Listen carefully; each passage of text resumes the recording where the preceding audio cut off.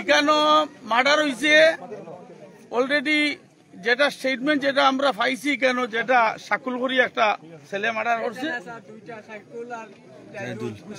সাকুল আর জায়দুল, তারা দুইজনে মার্ডার হয়েছে, এভিডেন্স আছে। আমরা এখানে পুলিশ প্রশাসন আছে বা আমরা সব আছে।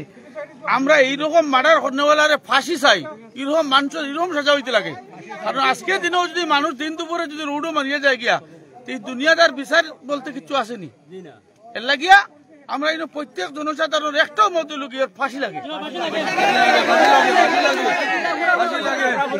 ফাঁসি লাগে। আর আমি আমার এরিয়ার মানুষ, খুব গরিব মানুষ, ছোট 3-4টা বাচ্চা আছে, বিকালে চাউল নিলে নিয়ে খাইতে অবস্থা। আমি টাকা 1000 দিচ্ছি চাউল নিবার লাগে, আরো টাকা 30,000 তারা সাহায্য করবো আমার তরফ থেকে।